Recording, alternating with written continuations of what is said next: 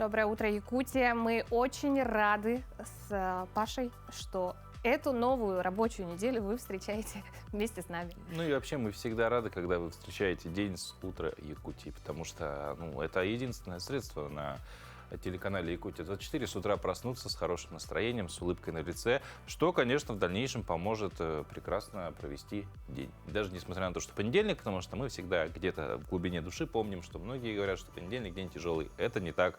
Все только зависит от того, как вы день начинаете. Да. Ну, а начинаем мы сегодня с такой интересной новости, когда россияне массово продают зубы мудрости.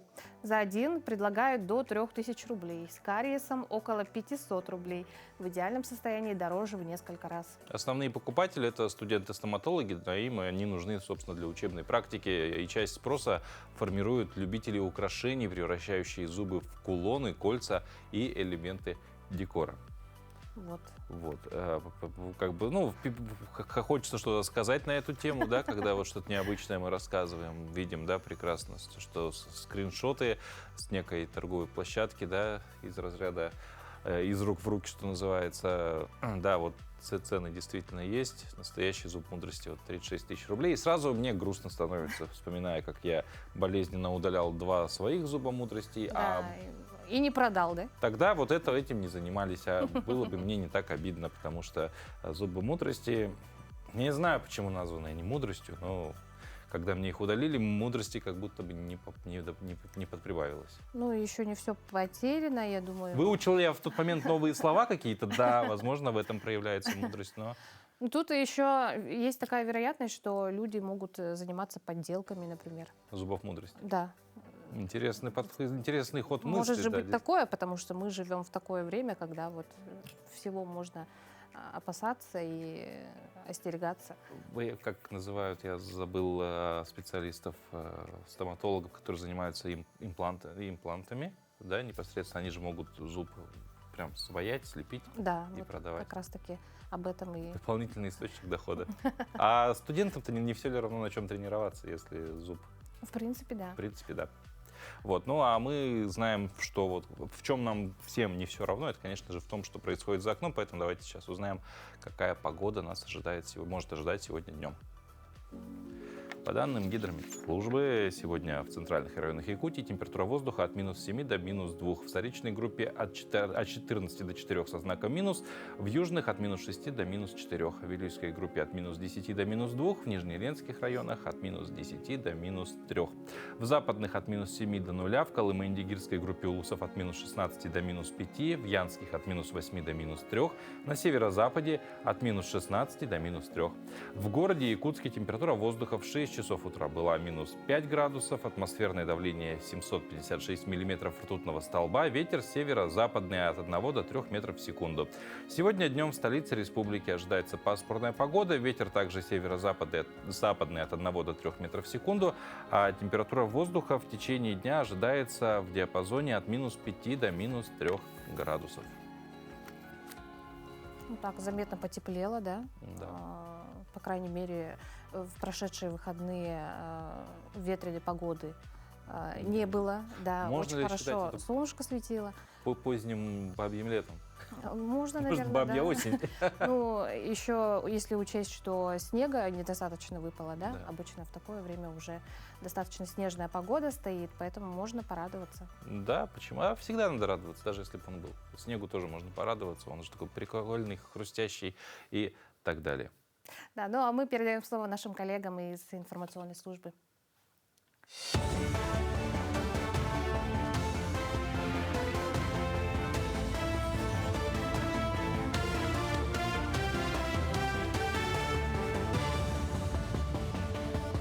Доброе утро, коллеги. Далее блок новостей. Ожидаемые изменения правил расчета утилизационного сбора на автомобили, включая его повышение для физлиц в отношении машин мощностью более 160 лошадиных сил, не затронет тех импортеров, которые оплатили утилизбор до вступления в силу новой нормы. Об этом сообщили в субботу в пресс-службе Минпромторга РФ.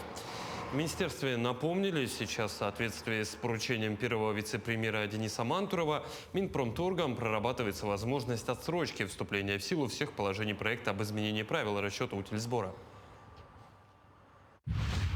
В школах Якутии в ближайшее время заработают кинозалы по технологии экстрасинема. Пилотный проект «Школьный кинозал» реализуют в Саха-политехническом лицее в Якутске и Чапандинской школе. Зал оборудован проектором с защитой контента, с системами контроля посещения и управления. Сотрудники школы получили инструктаж и обучение к работе с системой. К запуску кинозала готовятся и в небольшом селе Чапанда Нюрбинского района. По видеосвязи сотрудники экстрасинема корректировали монтажные работы, уже повесили экран, протестировали связь. Скоро начнется обучение работы с кинопроектором и встроенным медиасервером. Третий фестиваль якутской анимации «Току Фест» объединил начинающих и профессиональных аниматоров Якутии. Около 50 интерактивных уникальных площадок представили на закрытии фестиваля. Зоны рисования, просмотра мультфильмов, интерактивных игр и праздничный концерт. Финальный день фестиваля в субботу посетили свыше 1000 человек. Просмотр якутских фильмов в социальных сетях достиг отметки в 24 миллиона. Приглашенные эксперты из Союзмультфильма отметили масштаб как фестиваля, так и развития анимационной сферы республики. Мы собираемся выпустить 3 мультсериала, и наш любимый всеми Току выйдет в полном метре. Конечно, это большие планы, и наши гости также отметили, что очень серьезно подходите ко всему этому и амбициозно. Да? Но тем не менее, это желание родителей и детей, и поэтому мы решили подарить новогодний подарок. Будет новогодняя история, которая выйдет в конце года. На базе Амгинского центра творчества и развития прошла республиканская научно-практическая конференция «Юные хозяева земли».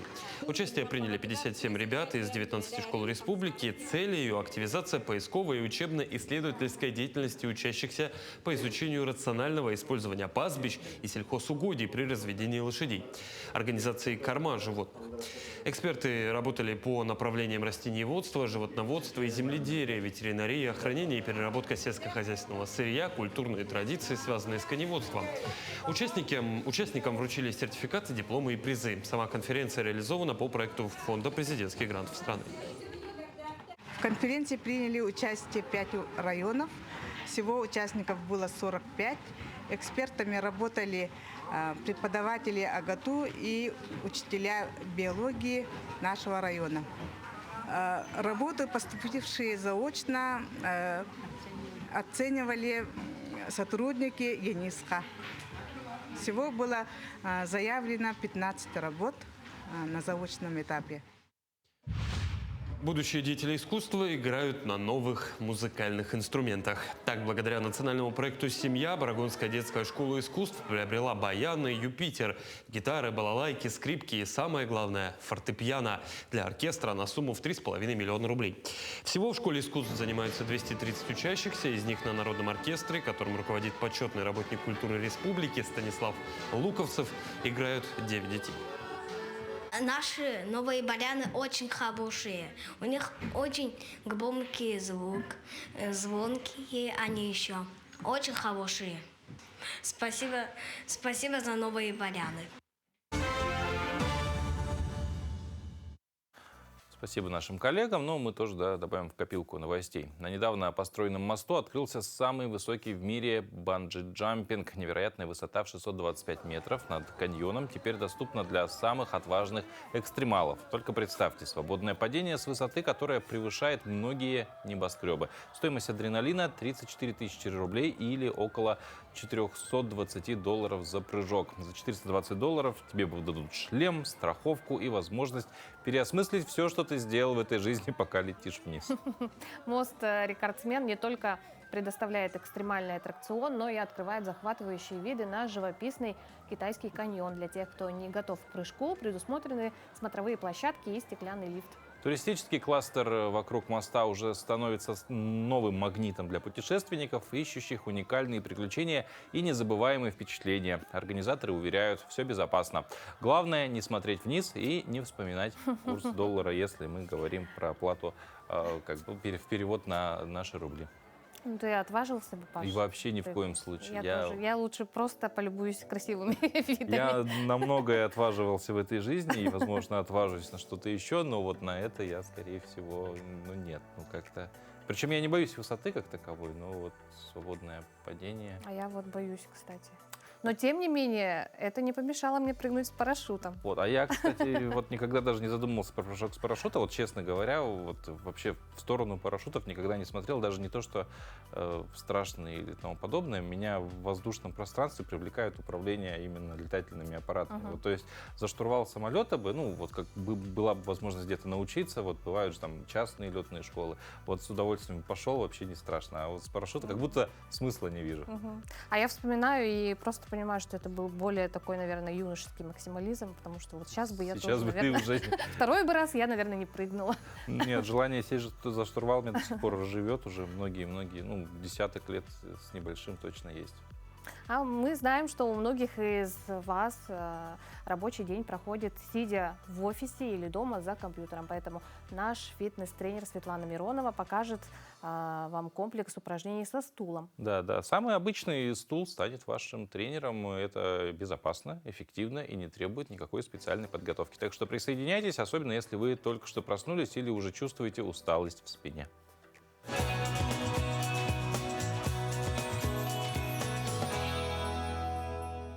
Всем доброе утро, Якутск! С вами на связи тренер Света Миронова. И сегодня мы с вами выполним классную зарядочку для ленивых. И нам понадобится стул, диван, кресло, и вы должны быть в удобной форме. Давайте начнем. Мы с вами, то есть разворачиваемся, ручки поставили на стульчик, диван, кресло, ножку отводим назад с пяточки до макушки. У нас с вами одна прямая. И на выдохе мы с вами должны поднимать наши колени к груди. Поехали. Раз. Выдох. Немножечко энергичнее выполняем. Ноги у нас поставили широко, шире плеч, чтобы уверенно стоять на ногах. И на выдохе собираем живот. Давайте еще 10 раз. Раз, два, три, 4, 5, 6. Выдох. 7, 8, 9, 10. Отлично. И немножечко в планочке задержались. Давайте. На выдохе напрягаем живот. Спокойно дышим. 10 секунд. Давайте задержимся.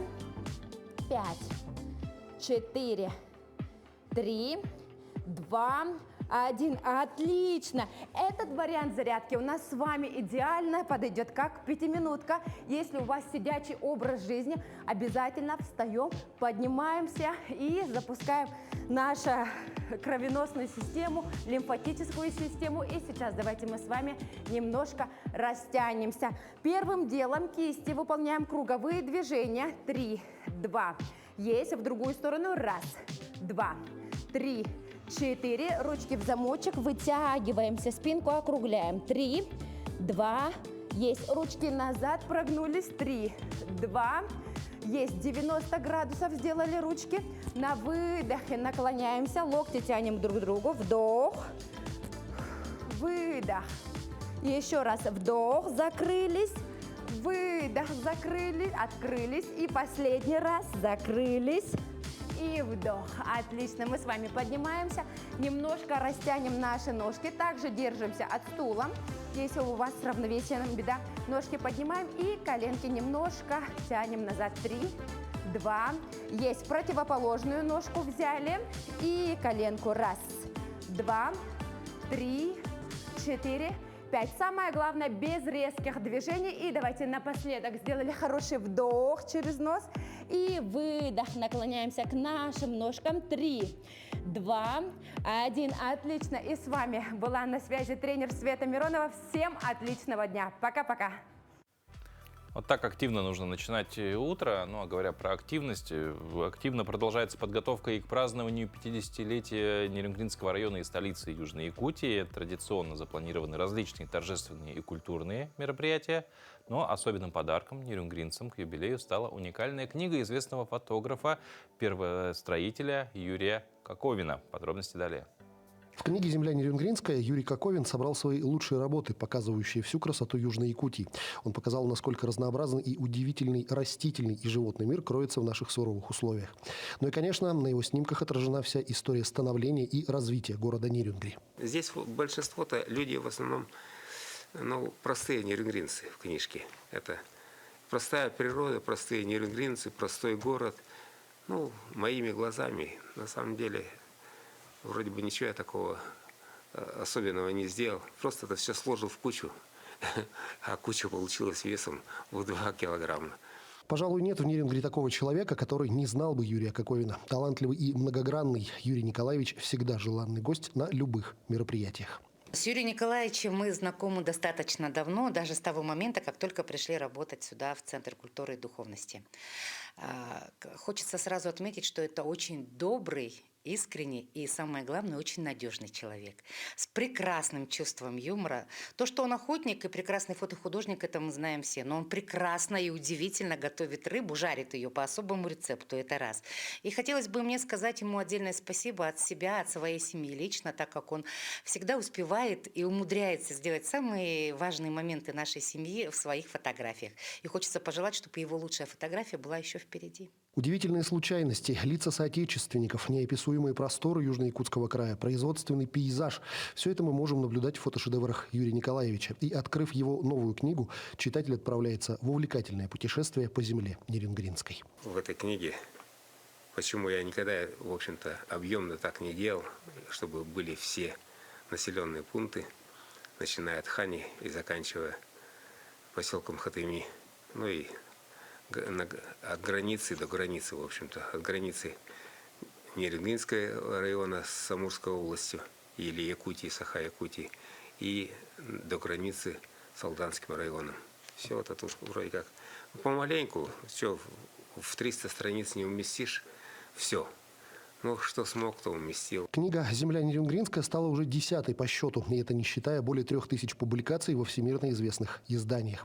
Также в багаже у Юрия Николаевича множество почетных званий и побед в фотоконкурсах самого разного уровня. Иван Лазаренко, Захар Головин, Нерюнгри. А на этой неделе наша культурная жизнь станет ярче, и громче и классичнее. Согласитесь, как часто мы можем вживую услышать арии в исполнении солистов Мариинского театра или увидеть звезд балета из Большого. Теперь это реальность. С 17 по 31 октября в Якутске впервые проходит оперно-балетный фестиваль «Чайковский фест Якутск». Подробнее об этом нам расскажут наши гости. У нас в студии продюсер фестиваля Дмитрий Дедух и директор образовательной программы фестиваля Татьяна Антоновская. Доброе утро. Доброе утро. Доброе утро. Вот, ну, Дмитрий, вообще, вы в Якутске впервые.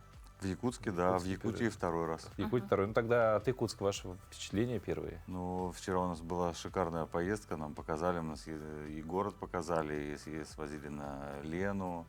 Вообще у нас очень приятное впечатление вообще от поездки, от кухни. И вообще это у нас, нам устроили да, теплый прием. В общем, мы очень благодарны. И за это спасибо большое.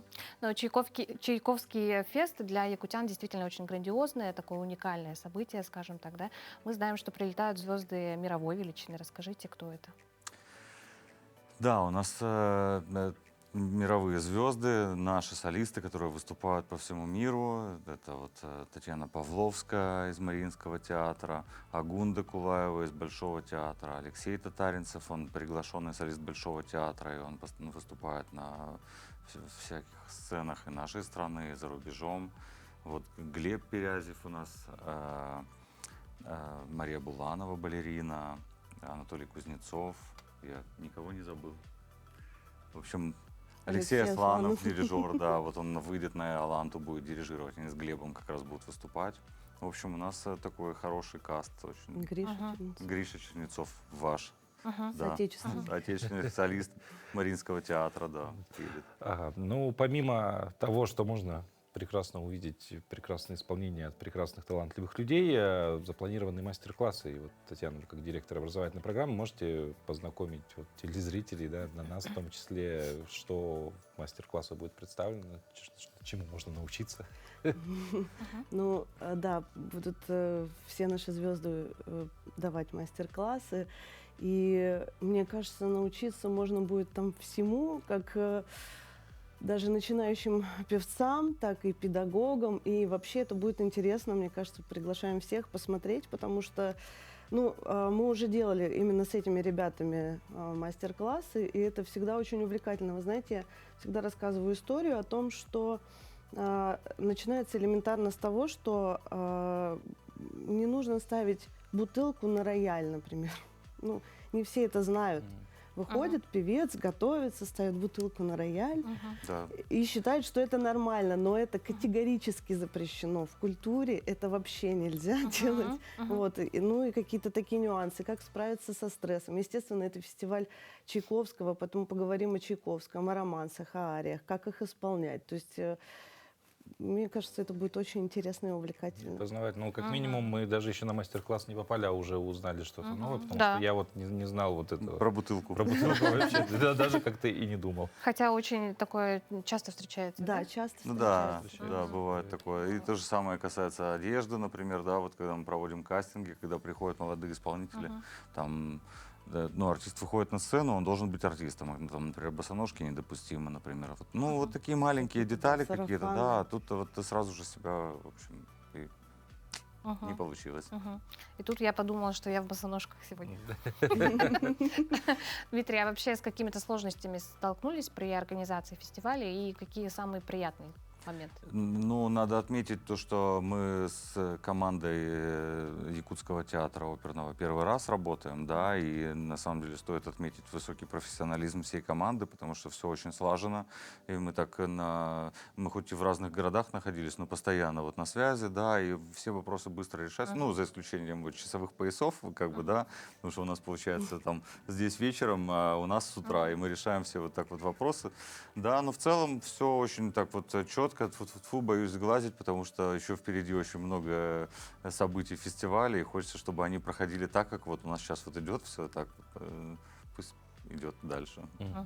Ну, фестиваль, по сути, вот только-только вот первые шаги, да, делает, ну, в плане уже как бы реализации. Тем не менее, если помечтать о будущем, да, ну, может быть, уже есть предпосылки, что Чайковский фест в Якутске ежегодным станет. Ну, вообще есть надежда. Да, нам бы, конечно, очень хотелось, чтобы это было так, тем более у него такая история, да, он уже не только родился, да, он там вот 32 года назад был, этот фестиваль, и сейчас вот команда театра решила его возобновить, да, чтобы он как-то и для Якутска, мне кажется, это очень такое большое событие. Хорошо, что это поддерживается президентским фондом культурных инициатив, потому что это дает возможность привозить больших артистов, да, и вот устраивать такой обмен. На самом деле очень интересно. Ну и мы, как фонд, который занимается поддержкой классического искусства, для нас тоже интересно поработать с театром, потому что мы проводим другие мероприятия, куда мы можем пригласить артистов из Якутска, например, да. И вот эта вот взаимосвязь Санкт-Петербурга с Якутском, ну то есть мы считаем, что это очень хороший шаг для того, чтобы продолжать вот делать такие события большие, да, не только в рамках фестиваля, но и в целом вот такое взаимодействие. Вот. Ну а говоря про вообще местных артистов, есть ли потенциал у них, ну как-то, конечно, так грубо может звучать вопрос, тем не менее поймем, да, что имею в виду, есть ли у них потенциал когда-то выйти на одну сцену с приглашенными вот именитыми артистами? Конечно, у нас всегда такая практика, мы этим занимаемся. Мы проводим вот фестивали и всегда стараемся молодых выпускать уже на сцену одновременно со состоявшимися мировыми звездами. И, конечно, мы очень будем надеяться на то, что мы дальше будем также сотрудничать и с Якутском. Да, на самом деле это для молодых исполнителей самый лучший опыт. Ну, то есть это, то есть вот такой спектакль, где там или постановка, когда они работают уже с именитыми артистами, это гораздо лучше, чем там обучение где-то там в классе заниматься там или что-то. Да, а тут они вот общаются, да, это очень полезно, очень. Ну что ж, Татьяна, Дмитрий, огромное вам спасибо, что посетили нас этим утром. Спасибо, что пригласили. Спасибо за информацию. Ну а у нас приятный момент, да, для наших телезрителей. Да. То есть в рамках фестиваля «Чайковский фест» мы сегодня готовы подарить вам пригласительные на оперу «Иоланта». Вот на ту самую, которую мы уже упомянули. Ну а чтобы это сделать, вот, чтобы не быть голословными, вот перевернул. Вот они, пригласительные, вот они у нас в руках. Получит, конечно, их один из тех, кто правильно ответит на вопрос, потому что среди правильно ответивших уже генерации рандомных чисел, да, случайных чисел будет выбран победитель. Тем не менее, перво-наперво нужно правильно ответить на вопрос. Вопрос звучит следующим образом. Он будет продублирован в нашем телеграм-канале. Назовите малую родину великого русского композитора Петра Ильича Чайковского. Ну, как бы Чайковский фест, Петр Ильич Чайковский, поэтому назовите его малую родину. Вот, желаем вам удачи и надеемся, что вы отлично сходите в оперу и насладитесь представлением в любом случае. А вам еще раз спасибо. Спасибо. Спасибо. Ну а пусть ваш день начнется с приятного и вкусного, потому что сегодня мы чествуем виновников нашего хорошего настроения за обеденным столом. Ну и не только за обеденным. Да, сегодня день повара. Представляете, аромат свежей выпечки, шипение стейка на сковороде, изящное украшение десерта. Это их ежедневная работа, которая для нас с вами становится таким маленьким праздником. Особые поздравления нашим якутским мастерам, которые умеют готовить так, что пальчики оближешь. А с другими датами давайте познакомимся далее. На календаре 20 октября. Сегодня отмечают День военного связиста в России, День образования Приморского края, Международный день поваров. По народному календарю Сергей Зимний. «Сергей зиму начинает», говорили в народе, и не удивлялись морозам, которые могли ударить в этот день. Впрочем, если снег в этот день выпадал, а деревья еще не полностью сбросили листву, настоящей зимы ждали еще не скоро, не раньше, чем на Матрёну. Сергей инеем травы бьет, а Матрёна зиме вспять повернуть не дает. Этот день в истории. 1714. Петр I издал указ о запрещении каменного строительства по всей России, кроме Санкт-Петербурга. 1740. Австрийская эрцгерцогиня Мария Терезия объявлена наследницей Карла VI Габсбурга. 1827. Произошло Новоринское сражение. 1880. В этот день московский цирк на Цветном бульваре принял первых зрителей. В этот день родились Дмитрий Донской, великий князь московский и Владимирский; Оскар Сван, шведский стрелок, трехкратный олимпийский чемпион; Джеймс Чедвик, английский физик, открывший нейтрон, нобелевский лауреат; Энрике Бернат, испанский бизнесмен, основатель компании «Чупа-Чупс»; Игорь Горбачев, советский российский актер театра и кино, режиссер, педагог, народный артист Советского Союза. Именины сегодня отмечают Иосиф, Леонтий, Марк, Николай, Пелагея, Сергей и Юлиан. А еще одна дата – Всемирный день статистики. Отмечается сегодня. В нашей республике в Стате нашли способ превратить сухие цифры статистики в занимательную игру. В смарт-библиотеке Якутска прошел открытый урок для школьников, приуроченный ко Всемирному дню статистики, который отмечается 20 октября. Более 50 школьников 7-10 классов стали участниками проекта под названием «Классная статистика». И вы какого года рождения есть, например? Вот, например, в 2012 году мы можем спокойно узнать, благодаря нашим данным, сколько, например, детей, сколько мальчиков, девочек у нас появилось на свет в республике. После теоретической части, где ребята узнали о работе статистиков, началась практика, интеллектуальная битва, старт-заряд. Школьники решали задачи, основанные на реальных данных о Якутии. Вариант В. Вариант В. И это правильный ответ. Поздравляю! Несмотря на тестовый формат игры, ребята открыли для себя много полезной и нужной информации, которую они вполне могут использовать в своих школьных исследовательских работах. Школьникам такой формат игры явно пришелся по душе и вызвал искренний восторг. Замечательно все провели в смарт-библиотеке. Я сегодня узнал, что фильм «Карина» заработал 35 миллионов рублей. Очень много нового узнали. Очень хорошо. Молодым специалистам ведомства удалось показать разнообразие и величие мира цифр и убедить ребят, что статистика – это не скучно, а увлекательно и интересно. Нам очень важно показать, что статистика – это не только про сухие цифры, а именно, что это живой механизм, который помогает понимать процессы в обществе. Особенно это значимо для нас, потому что мероприятие проходит в преддверии Всемирного дня статистики.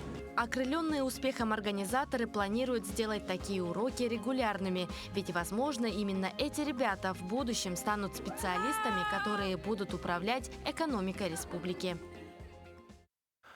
Еще одна позитивная статистика. За 8 месяцев этого года Якутию посетило на 16,3% больше туристов, чем за аналогичный период прошлого года. Такие данные приводятся единой межведомственной информационно-статистической системой. Между тем, с начала этого года в России появился новый налог туристический, который заменил существовавший ранее курортный сбор.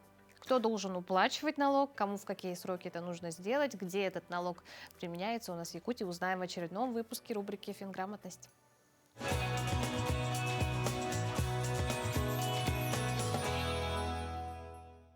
Туристический налог взимается с доходов гостиничного бизнеса, а не напрямую с туристов. Их уплачивают владельцы гостиниц, хостелов, баз отдыха, кемпингов и санаториев. При этом гостиницы должны быть включены в специальный реестр.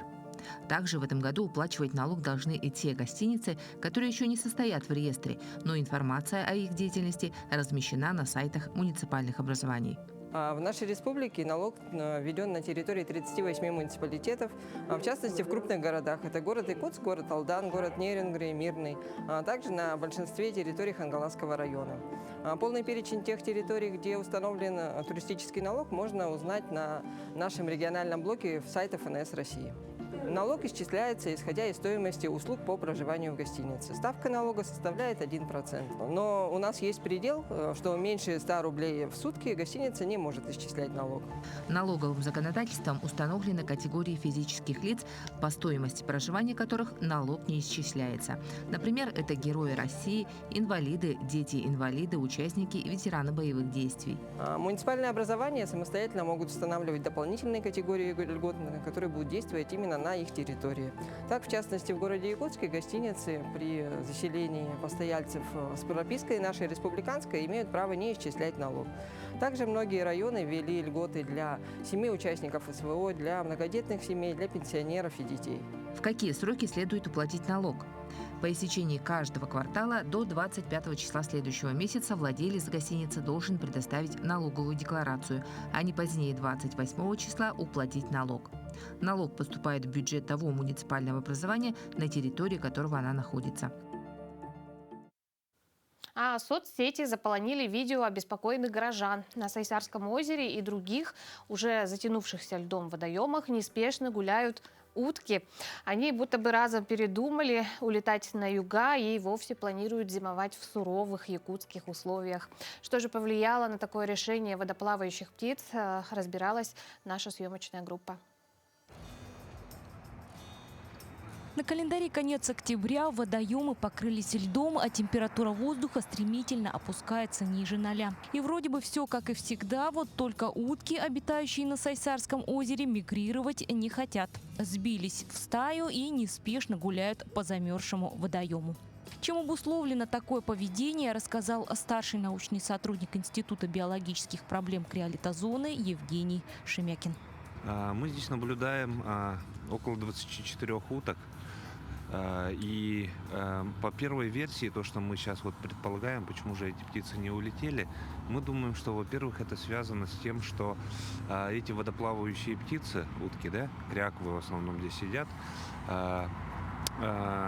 появились в этом году. Это вот по оперению мы видим, да, это молодые птицы этого года, скорее всего, которые размножились благодаря вот этим с охотой подсадной уткой. Есть версия, да, есть предположение о том, что эти птицы скрестились с подсадной уткой и образовали вот эти выводки. Как объясняет научный сотрудник, подобное поведение уток в столице республики является беспрецедентным и весьма резонансным. Естественно, птица, которая вольерная, она не знает, что такое миграция. Она не понимает, куда улетать, как улетать, что надо делать для того, чтобы улетать. И вот эти птенцы, которые появились вместе со своей самкой, да, с матерью, они, получается, не знают вообще, что такое миграция. Эти птицы просто не знают миграцию. Они куда-то улетают, пытаются понять.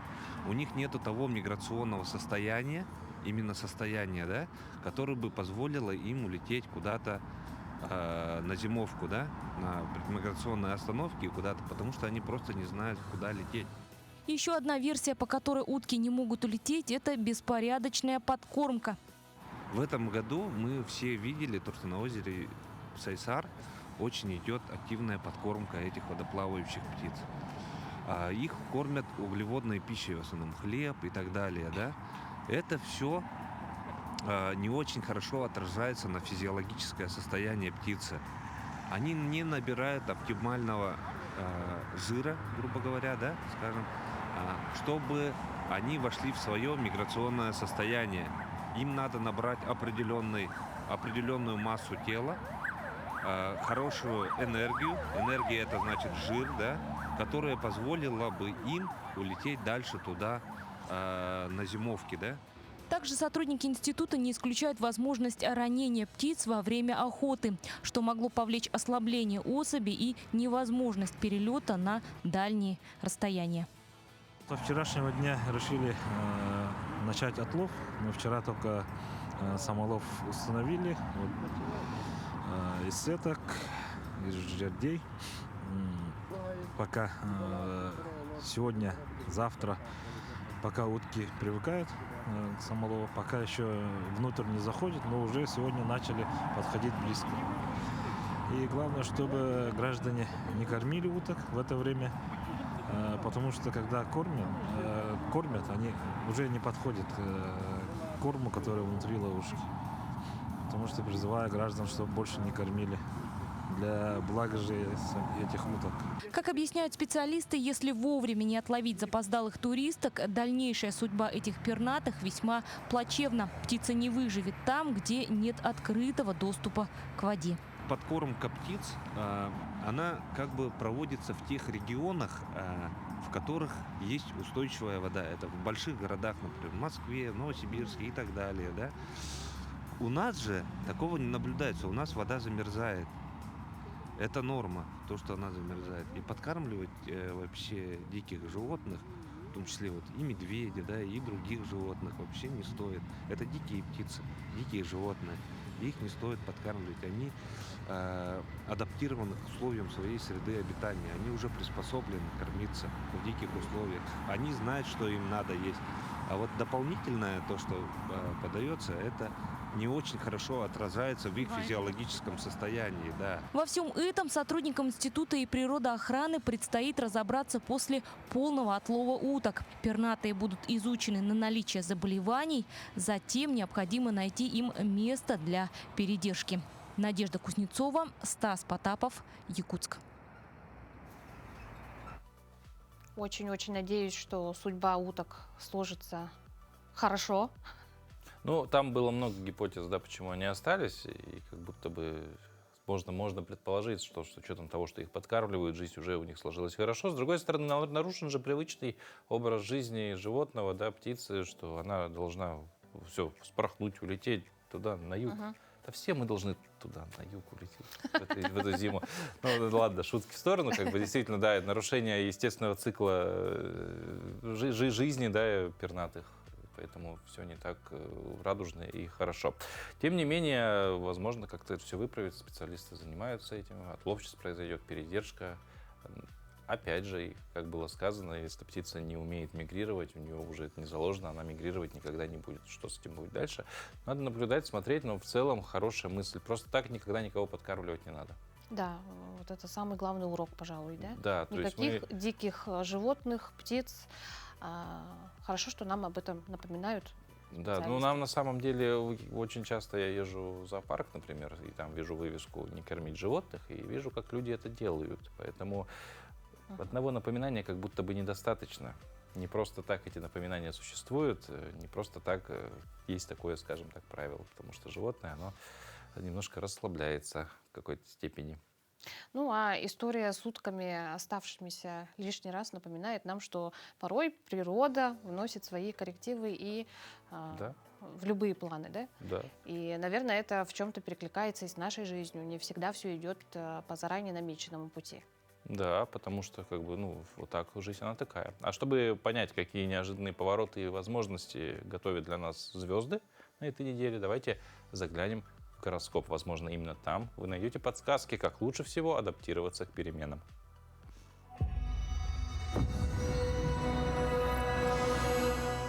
Овен. Овны словно оседлают волну вдохновения. Неделя подарит возможность проявить себя в новом амплуа. Не бойтесь браться за сложные задачи, ваша энергия сейчас на пике.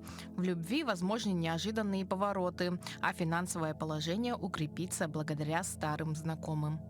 Телец. Тельцы окунутся в атмосферу уюта и гармонии. Пришло время заняться тем, что давно откладывали. На работе вас ожидает признание заслуг, а в личной жизни приятные сюрпризы.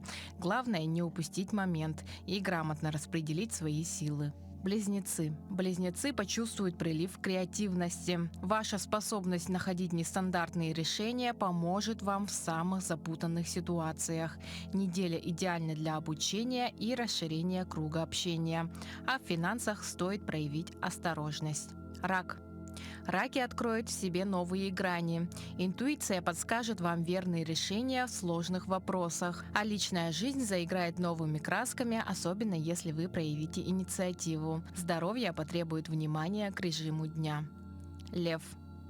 Львы окажутся в центре внимания. Ваша харизма привлечет полезных людей и интересные предложения. На работе возможны карьерные перспективы, а в любви – романтические приключения. Главное не распыляться и правильно распределять время. Дева. Девы найдут баланс между работой и личной жизнью. Ваша практичность поможет решить давние проблемы. Неделя хороша для планирования и анализа текущих дел. А в отношениях важно проявить чуткость к партнеру. Весы.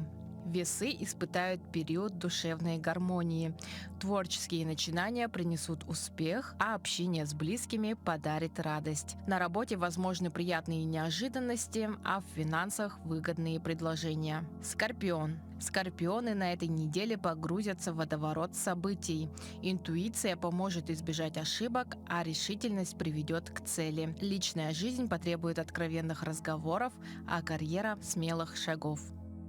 Стрелец. Стрельцы ощутят прилив оптимизма. Путешествия и новые знакомства расширят горизонты. На работе проявите инициативу, она будет вознаграждена. А в любви доверьтесь своим чувствам. Козерог. Козероги достигнут новых высот благодаря своему упорству. Профессиональные достижения принесут удовлетворение, а личная жизнь порадует стабильностью. Но не забывайте найти время для отдыха. Водолей. Водолей откроет в себе неожиданные таланты. Эксперименты в творчестве и в работе принесут вам успех. Неделя благоприятна для начала новых проектов и укрепления отношений. Рыбы. Рыбы погрузятся в атмосферу духовного роста. Медитации и творчество помогут обрести внутренний покой. В делах проявите настойчивость, а в любви – искренность. Финансовая удача придет к тем, кто действует обдуманно.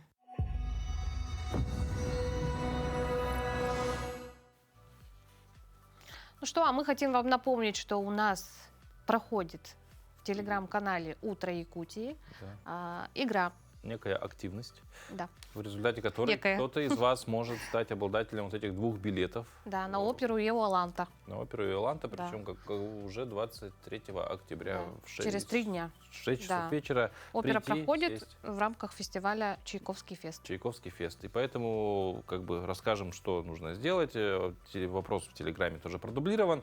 Вам нужно на него правильно ответить. Из всех, кто правильно ответит, случайным образом будет выбран победитель, который обладатель билетов, который станет обладателем билетов. Ну а вопрос звучит следующим образом. Под стать Чайковскому фест назовите малую родину великого русского композитора Петра Ильича Чайковского. Да, мы ждем ваши ответы и верим, что вот эти билеты отправятся счастливому счастливчику. Счастливому счастливчику. Счастливому Всегда счастливчику. только счастливому счастливчику все отправляется. Вот. Ну а далее наши коллеги из информационной службы расскажут о последних новостях.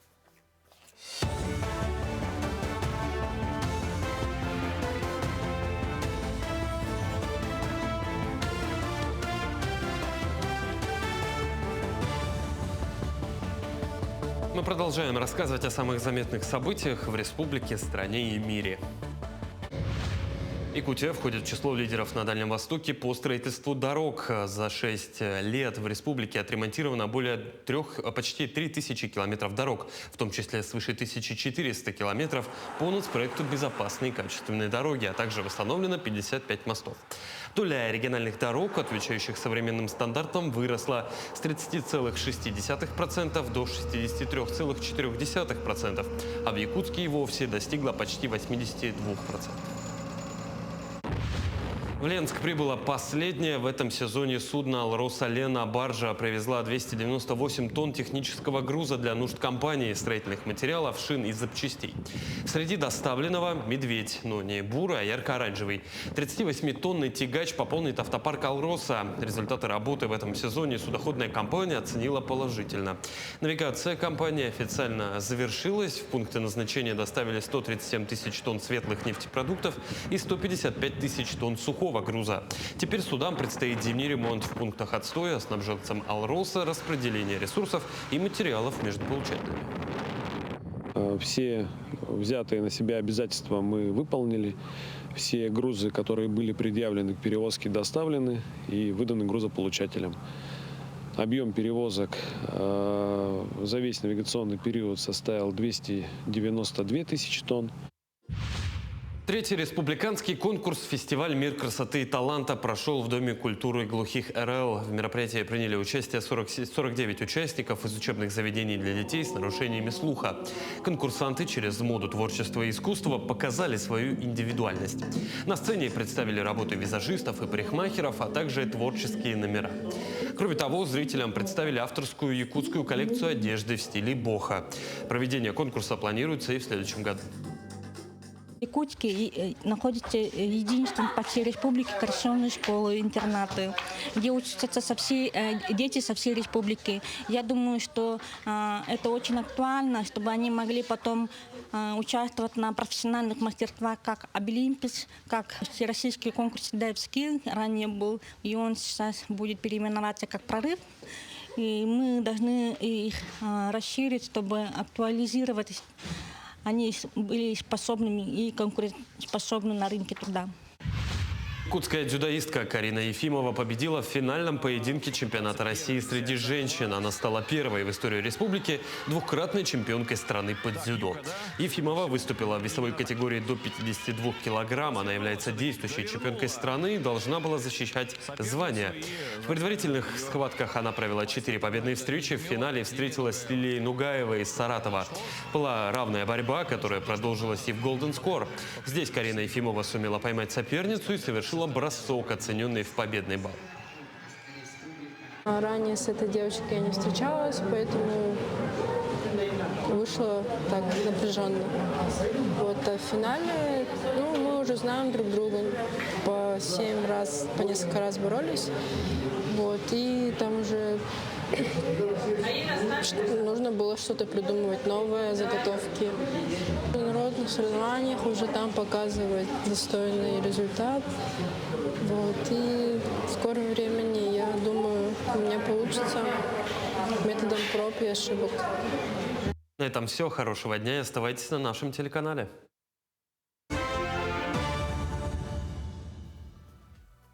А в Якутии завершились съемки документального фильма «Театр Ботура». На пленку была запечатлена самая душа уникального театра. Его магия, напряженный труд и творческие откровения артистов. О том, как проходил съемочный процесс, поговорим сегодня с продюсером и режиссером проекта Милой Кудряшовой. Мила, доброе утро. Доброе утро. Доброе раннее утро. Ну да, достаточно раннее, тем не менее. Самое время поговорить как раз о прекрасных, интересных вещах, чем является театр Ботура и вот чем уникален этот проект. Да, свершилось, мы завершили этот проект, мы сняли основную часть. Может быть, будут какие-то небольшие досъемки, но все, можно сказать, что это итог 1,5-годовалого труда. То есть мы вместе с нашими героями прожили вот это время, закулисья, гастроли, невероятные приключения. То есть все было на нашей камере. Мы стали некими летописцами, кинолетописцами истории якутского театра. Ага. Но мы знаем, что в фокусе оказались 3 постановки. Почему именно они? Вот я перечислю, Нюргун Ботур, «Сияющий камень» и «Щелкунчик». Ну, выбор был не случайный. Ну, во-первых, в течение этих 1,5 лет именно над ними была работа активная. 2 спектакля — это «Нюргун Ботур», опера, по мотивам эпоса «Аланхо», и «Сияющий камень», этнобалет, идут только в театре Саха оперы балет. нигде в другом репертуаре его нет. А вот «Щелкунчик», он идет в любом театре. Да, то есть, мы задались вопросом, что такое якутский «Щелкунчик», как он будет отличаться и конкурировать с другими. И, кстати, нашли ответ на этот вопрос? Безусловно. Отлично, здорово. 1,5 года, вот сказали, 1,5-годовая работа, это все-таки большой срок, за который хочешь, не хочешь, произойдут какие-то интересные события. И когда мы говорим про театр, то, само собой, разумеется, они там будут. Вот какие события, знаменательные в том числе, произошли за это время? Самые знаменательные события, это, конечно, сами постановки, которые вышли, и была премьера «Щелкунчик», это заключительная наша премьера. Мы присутствовали практически на всех премьерах, и гастрольных тоже. Наверное, самый яркий момент, то есть яркий исторический момент, это получение 3 масок театра. Это случилось на нашу документальную камеру. Мы присутствовали и на конкурсном показе в Москве, в Театре Российской армии, и непосредственно в Театре Камала в Казани были свидетелями того, что произошло. То есть это действительно для всех была полная неожиданность. Мы приехали за эмоцией, и нам, конечно, хотелось победы, но нам нужна больше всего, как документалистам, эмоция, но получили трижды победу. Да, то есть это все, я могу этим гордиться, что моя камера это запечатлела. И могу гордиться тем, что ни у кого из других театральных групп не было с собой еще и киногруппы. Такой бэкстейдж некий. Нет, это хроника, это историческая хроника. Понятно, что потом это все в историческую хронику уходит, но просто говорят, что не каждый получатель может похвастаться с наличием с собой кинокамеры, которая это запечатлела. Судьба. А мы, кстати, вот видим кадры, да, с вручения золотой маски. Да, вот как раз наша камера находится чуть-чуть сбоку. Мы сосредоточились, замерли, и вот, мы пошли. Вот самый вот этот момент, вот, доли секунды, но они теперь останутся в веках, что называется. Да, то есть, да, действительно, мы расскажем и о получении, и некой интриге, которая связывалась с 3-й маской, поскольку она была совершенно неожиданна. Вот. Но не буду спойлерить. Да, рассказ о получении масок будет. Ну, хотелось бы теперь по географии поговорить, да, где, собственно, в каких регионах снималась, проходила работа, их несколько, мы знаем.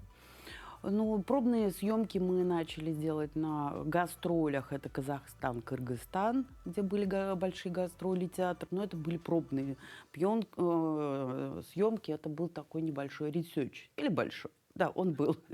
Вот. Но, конечно, основные съемки, они случились в Якутске, где мы снимали.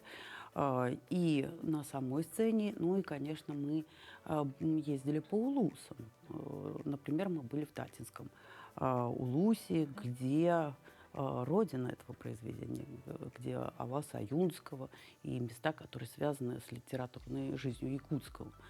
Якутии, в принципе, целиком. Это Якутия. Ну, конечно, это Москва, это Казань, ну, это Крым, да, где, соответственно, начинается наша история, как ни странно, про Нюргун-Ботура. И мы сразу сравниваем Нюргун-Ботура как с архетипом героя, да, и вспоминаем даже Одиссея.